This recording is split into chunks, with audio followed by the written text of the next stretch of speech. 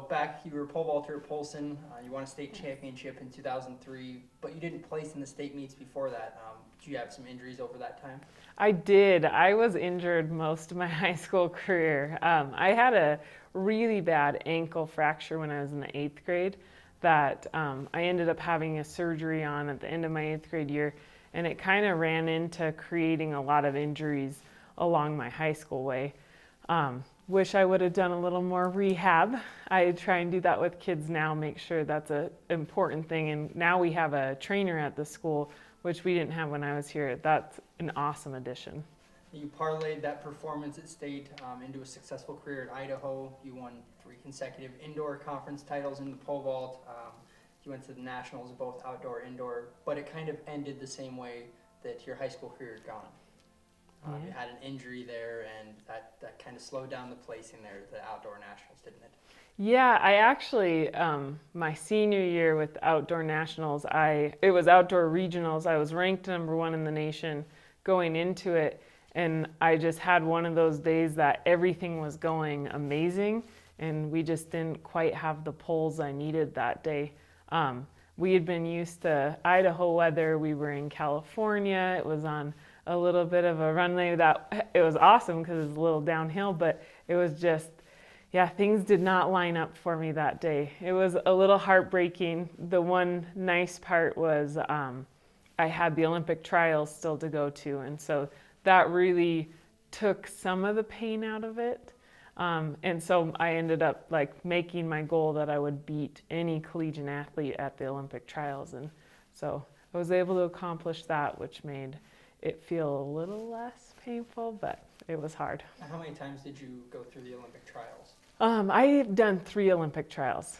Oh my gosh. Obviously the last one, what was that, 2016, that you had no-heighted there. Yeah. Talk about just being able to, you place at nationals and then the lows of no-heighting at the Olympic trials. Oh yeah. Highs and lows of sport are, just that. Really high and really low. I seemed to always have a pretty major injury on the year leading into the Olympic trials. Just the year before the 2012, I had an ankle surgery. And then leading into 2016, I'd suffered from a back injury that then it would shut the nerves off all down my left leg. So in the trials in the what do they call that?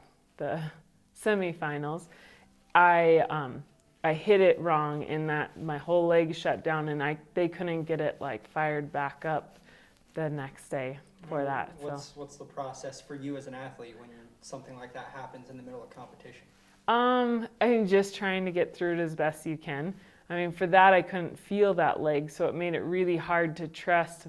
When you're running at as fast as you can and then trying to fling yourself into the air, it can get really scary when you don't trust your run, and that's just a hard thing at that point. Everything is so particular and you're meticulous about it all that it made it really difficult, clearly. After your time at Idaho, you turned that successful college career into a coaching career at UM. How did that come about?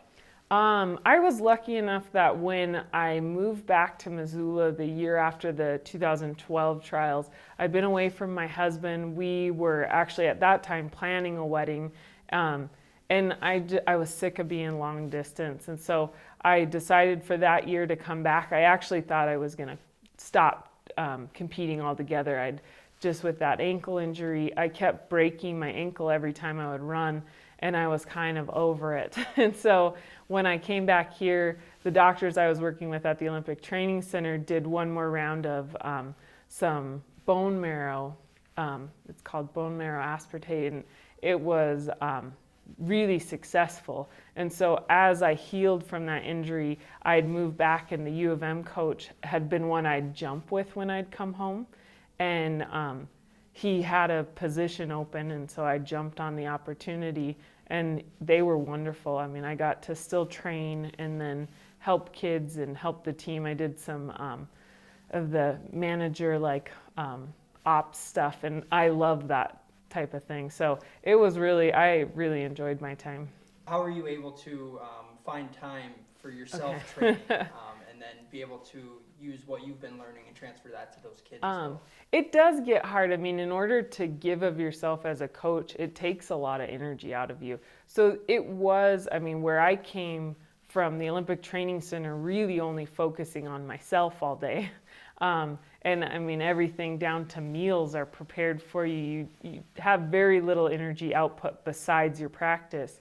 And then moving and helping kids at the U, there's something though I found like such a passion. I was so enthusiastic about helping kids, and then you'd see like the things you were telling them make a difference, and that I like also got energy from that. And the other thing is I noticed how much it helped my own vault trying to explain things to somebody else. I mean, when I had to break it down of like, okay, what do I do to make my jump look like that, or to make this happen, and really having to stop and figure it out and visualize it, all of that was really helpful for me, and then it transferred over to my own jumps. Was it during that time when you were coaching in Montana that you found the passion for coaching? Definitely. I think that's something I would like to say I was born with. I mean, I come from a coaching family. It was wrestling for everyone else. I actually just found out last week. My dad said when he first started coaching, he coached track and he coached the pole vault, and he never told me that. So it was interesting. But he coached wrestling, football. I grew up around that, and all of his 6 brothers all coach. Every time we had any family reunion, it was like a coaching clinic with wrestling. But like at the same point, it's just, I think that was what I was most familiar with, was coaching and teaching. And so that I like definitely found my way in that realm. And it's something, I think when you get bit by that bug or you have it in you, I get so much out of coaching that it just seemed like in my nature. I don't know. There was never a question about it. Now you're teaching special education, coaching track here at Polson. Obviously, you didn't envision yourself in this spot about 5 years ago. Yeah, I always said I will never coach high school and I will never teach at the high school level. I thought they're just brats. There was no way I wanted anything to do with high schoolers. And then this opportunity was one that there was just no way I could turn it down. And it ended up like, I thought, okay, I'll try it for a year and I'll see. It'll really show me if special ed is what I want to go into, because my background was elementary ed. And so once I started, I just fell in love with it. And then you build these relationships with kids, and I like care about them so much and want to see them succeed in it. It's very much like coaching. I mean, I'm coaching these kids to hopefully be successful adults. And I love it. It's, again, very highs and lows for sure, but I have great kids, and I mean, I think in anyone you find really positive traits, and that's the same with kids. They might come off standoffish or, have some attitudes, but at their core, they're all just great kids, and they all want to be successful. Whether it's through education or athletics out there on the track, how much do you just enjoy giving back to the community and the kids in the community? Yeah, I mean, I think that giving is selfish, truly, at the end of it, because you never give without getting something back. And that's, for me, I mean, my bucket is filled by all these kids and what they do, and when they have success, I feel successful with them. It's definitely a two-way street. I love giving because of what you get back, and then you see what you do raising the community up, really getting to take the stuff that I've learned from my travels all over the world and bring them back to my hometown has been like a dream come true. I just want to keep building our community. You obviously have Flathead Lake right I next know. door here. How are you in the water sports? I really haven't done a lot of water sports probably since college. I mean, I wasn't really allowed to do water sports while I was training. It was strongly suggested that I did not do them. So I haven't even tried it again. I was a pole vaulter. I love extreme. So I still sneak down to the cliffs and jump every once in a while. I think the one down here on Flathead is somewhere around 80 feet. And that's one that This summer, I promised my husband it would be my last time, because it definitely, I think I'm getting a little old for it, but yeah, there's just something about jumping. So that's the part of the water. I love being on it. I had a camp here this summer where it was light on the track and heavy on the like life skills. And so we did paddleboard yoga. We did we teamed up with the biological station on Flathead Lake to do a sucky dip in. So looking at the clarity of the water.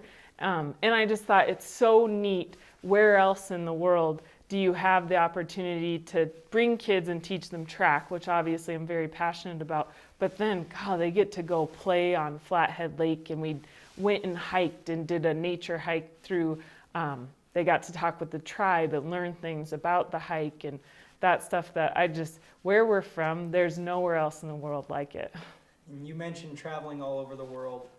You've obviously had some good food out there. What's the best meal you've had in your time traveling? Oh my goodness. I think what sticks out in my mind, I've had a lot of really, really good food, but I think with anything, it's probably the collection of the entire memory. And for me, in Italy, we stayed in these little, they call them hotels, but it was essentially like a little bed and breakfast with this little lady that would get up and cook us food every morning, and the townswomen would cook us dinner, and it was just authentic Italian cuisines that I, like to this day, I don't even know, it could have been terrible food, but I think it was just all of it that you're getting served by these sweet little ladies, and it was such a neat thing. That's the one I've always stuck to. That was my favorite. What aspect of that professional athletic life do you really miss the most? Being selfish? No. It's just such a difference where, as a professional athlete, you really are focused. I mean, you're the moneymaker, your body. Everything is about you being healthy, you eating right. It's you. And it is quite a transition to then go from, now, really everything's about the kids. And so that, I would say it's a transition, good or bad. That's a hard one in the travel. As much as I was ready to be stationary for a little while, I do miss traveling with friends. We got to see some of the neatest places and meet some of the neatest people. And I did that with really awesome teammates and traveling partners. It just was, it's hard to explain, but really that journey part, it's a cliche, but the journey is worth all of it. And I think almost any athlete that I hung out with would say the same. That's what we talk about. When they would ask me, what do you miss the most being retired? We're nervous, what comes next? And I'm really, life is awesome. Next step, you get to focus on different things, and it's so neat. But I missed the girl time and where we sat, and I felt talked about really important issues, and all different parts of the world and people from all over the world. That's where I think that broadening your horizons, you really learn things that might be significant here, and you're goodness, but then you guys are dealing with this in Norway and Germany and all of that. I just loved talking with other people about their trials and the highs and lows. Now settled in Polson, obviously, for now. What do the next 10 to 20 years look like? Oh gosh, I feel probably Groundhog's Day, this.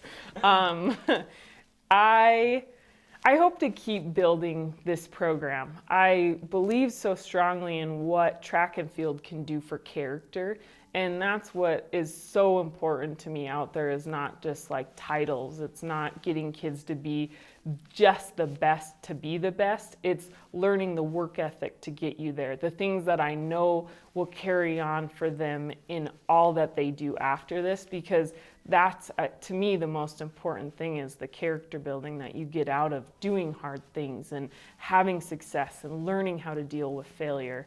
That's what, for sure, continuing on that journey for the next 10 to 20 years and getting better at it, I hope.